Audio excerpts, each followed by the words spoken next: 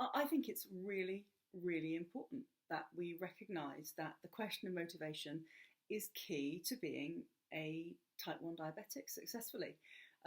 It's so rare that the word is mentioned as a key factor, but it really is. You own this thing, and you own it 24/7. It's constant. It's always there. There is nothing you do in life where it isn't in the background, playing a role of some sort. And we all become really expert really quickly at making life normal again. But that doesn't mean that you're not constantly having to make sure that you're on top of things. That takes a lot of effort, and doing it well takes real motivation. And I think it's a really key thing to recognise. I really, really do.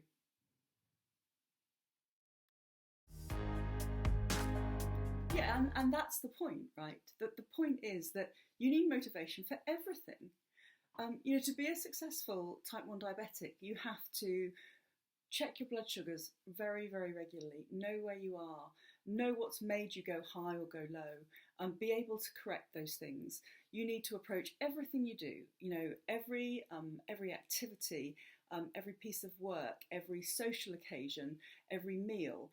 You have to bear in mind what that's going to do to you as a diabetic, because the impact of doing something wrong, it'll be with you in an hour. So it's not something you can kind of like put off. It's not something unreal. It is real, and it will be upon you very quickly if you don't get it right. So this is a constant thing, and yeah, it's really, really important that that kind of recognition of just how present a thing it is in the mix.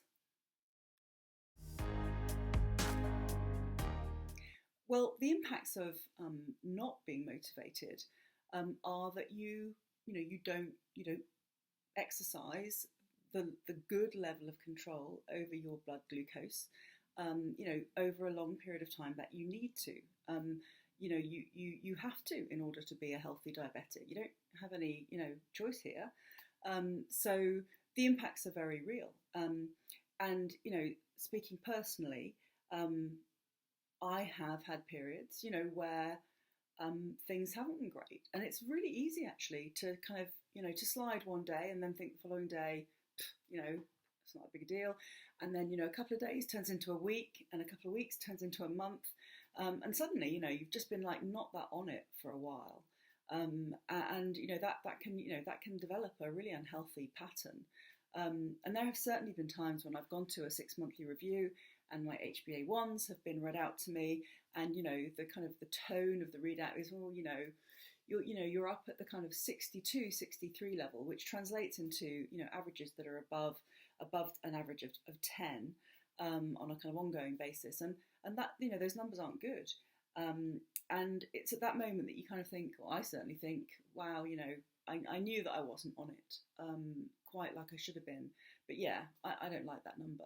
That makes me feel pretty rubbish, both in terms of, the fact that I've failed to do this, and also in the fact that I recognise that I will have been doing myself harm. Um, so yeah, personally, there have certainly been times when I've struggled with motivation. Yeah, so what impacts my own motivation? What causes that struggle?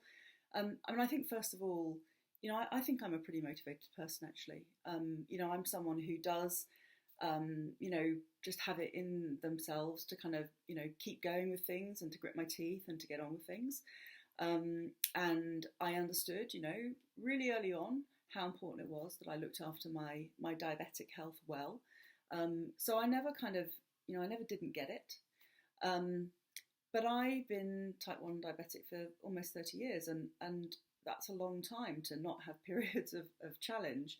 And the things that have challenged me have been definitely being very busy. When you're very busy, you just don't have the bandwidth to think about your diabetes in the right kind of way. So that's a problem. And then I think there have also been periods, when life hasn't been going so well, and I've had challenges, family crises, and my own divorce, and some other periods of unhappiness, where it's harder. There's no question about it. And I think that it's really, it's a really important thing to recognise that um, this is an extra pressure, on top of everything else. And I've certainly felt, the kind of weight of life get in the way of good diabetic health many, many times. It's a real part. It's a real part of the mix.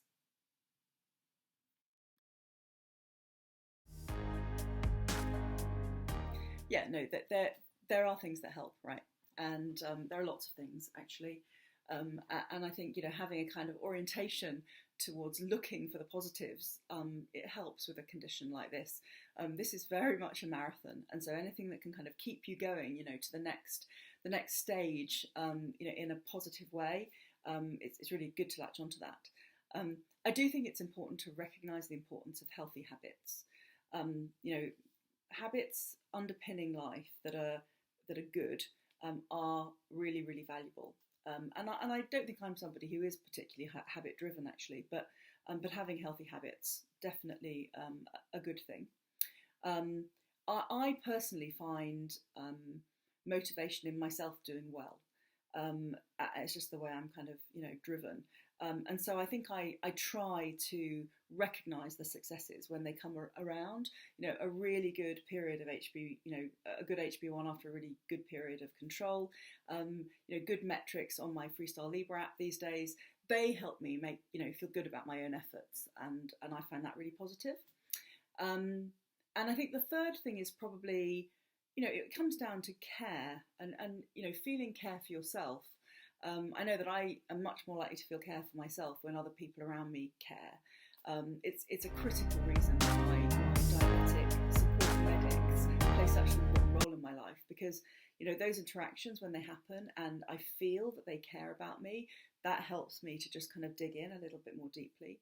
And of course, when family, friends, show an interest or ask how things are going, not in a kind of glib way, but in a really kind of engaged and serious way.